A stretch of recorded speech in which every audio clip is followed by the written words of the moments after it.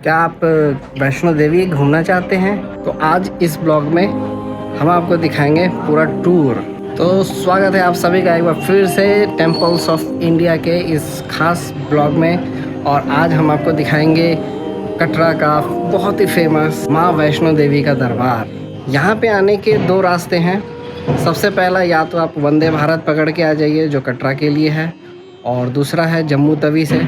खूबसूरत वादियों में माता वैष्णो का निवास स्थान है। यहाँ पे आपको दिक्कत नहीं होगी। जैसे ही आप कटरा बस स्टैंड या कटरा चौकी के पास आएंगे, वहाँ से आप होटल्स के पास आ जाएं। सबसे पहले आपको ये RFID रजिस्ट्रेशन कराना पड़ेगा, जो वहीं पर आपको दिख जाएगा, या फिर आप वहाँ से पूछ सकते हैं। तो होटल्स में स्टे कर लीजिए, फ्रेश हो जाइए। हम लोग तो फ्रेश हो चुके हैं, ये देखिए। और उसके बाद में आप 1-2 घंटा फ्रेश होकर रात की चढ़ाई कर सकते हैं।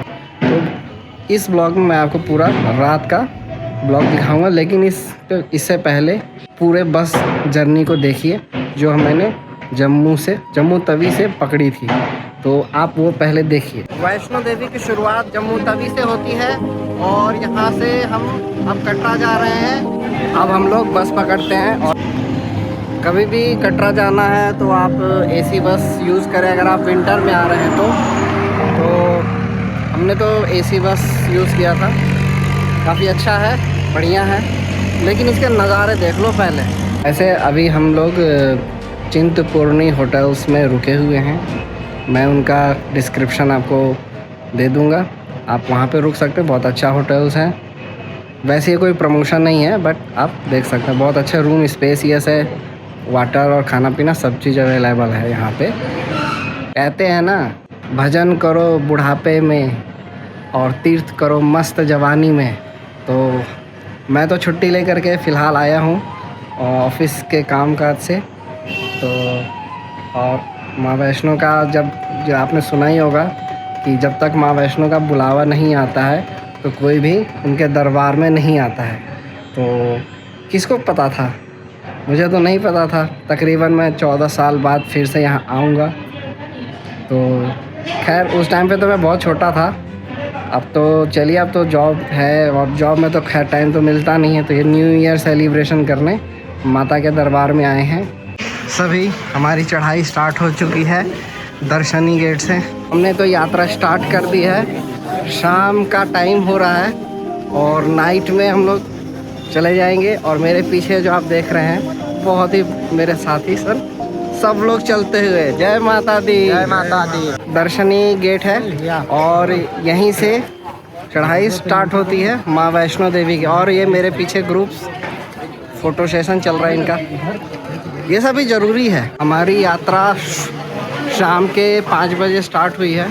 थोड़ी देर में अर्धकुमारी पहुँचेंगे और यहाँ पे चाय का भंडारा हो रहा था, तो थोड़ा चाय ज़रूरी था रास्ते के लिए, थकान को मिटाने के लिए। क्योंकि स्ट्रेंथ, एंड्योरेंस और परजर्वेंस की असली परीक्षा है यही है हमारे सनातन धर्म की महानता। जिस तरीके से सूर्य चंद्रमा रहे अनंत काल तक, वैसे ही माँ वैष्णो देवी अनंत काल तक रहेगी और ऐसे ही यात्रा चलती रहेंगी। चरण पादुका के बाद 350 लगभग सीढ़ी है जो अर्धकुमारी तक जाती है। अगर आपका हार्ट बीट सब सही है तो इसको ट्राई करिएगा। तब तक पीछे का नज़ारा देखिए। जय माता दी। तूने मुझे बुलाया शेरावालिए।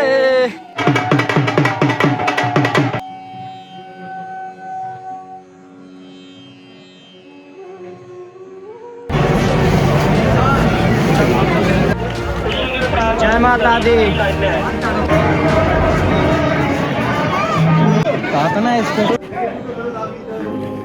दर्शन करने के बाद अब हम भैरव जी के दर्शन करने जा रहे हैं। भैरव बाबा की खड़ी चढ़ाई है ये। यही है सबसे ज़्यादा हार्ड। दर्शन करने के बाद भैरव के हथी मत्था मार्ग से जाते हुए का ये व्यू है। आप व्यू को एंजॉय करिए। लगभग सुबह के 3 बज चुके हैं। हम लोगों ने 5 बजे चढ़ाई करी थी और हर पॉइंट पे 3 से 3.5 घंटे का टाइम लगता चला गया। दर्शन अब हमारा सब कुछ हो चुका है। हमारी यात्रा जो शुरू हुई थी शाम के 5 बजे करने के बाद दो ऑप्शन है, आप अर्धकुमारी छोड़ के और डायरेक्ट आप वैष्णो देवी दर्शन करें, भैरव जी का दर्शन करें। इन सब में टोटल आपको 8 से 9 घंटे का समय लग जाए। और जब उधर से लौटेंगे तो आप क्या करिए कि सुबह 5 बजे के आसपास में अर्धकुमारी में 300 रुपये की एक पर्ची कटती है, तो उसे ले लीजिए। उसमें आपको आरती कराएंगे और आपको गर्भगृह का दर्शन करा देंगे। तो इससे आपको बेनिफिट ये होगा कि आप जो शुरू में ही अर्धकुमारी में जो अपना टाइम स्पेंड करते हैं वो आपको बच जाएगा। यहाँ पे कम्युनिटी गैदरिंग के कारण एक अलग ही उत्साह है। खुद से यात्रा करें और खुद सोचिए 13 किलोमीटर आप अकेले नहीं चल पाएंगे, लेकिन जब कम्युनिटी के साथ चलते हैं तो यात्रा जस्ट चुटकियों में हो जाती है। कुमारी से जैसे ही आप नीचे आएंगे तो चरण पादुका को दर्शन करना ना भूलें। चरण पादुका में माता जी पीछे मुड़ के देखी थी कि भैरव जी आ रहे हैं कि नहीं आ रहे, तो वहाँ पे चरण का एक छाप पड़ गया। तो अगर मैं टोटल खर्चे की बात बताऊँ तो होटल का कॉस्ट लगभग 1000 से 1200-1500 रुपये। प्रसाद 100 रुपीज़ का है नारियल के साथ, विदाउट नारियल 50 रुपये का है। और जम्मू तवी से हमें यहाँ पे आने में एसी बस लिया था हमने, तो एसी बस का हमें 135 पर पर्सन लगा। खाने पीने का पर हेड 500 रुपया रखे, 3000 एक आदमी पे लगभग खर्च पड़ जाएगा। मैं अपने इस ब्लॉग को यहीं पे ख़त्म करता हूँ। इस टेम्पल ऑफ इंडिया के प्लेलिस्ट से पसंद आया होगा शेयर, और जो जाने वाले हैं कटरा वैष्णो देवी जिनका बुलावा आया है तो उनको ज़रूर शेयर करिए ताकि उनको भी इन्फॉर्मेशन मिल सके।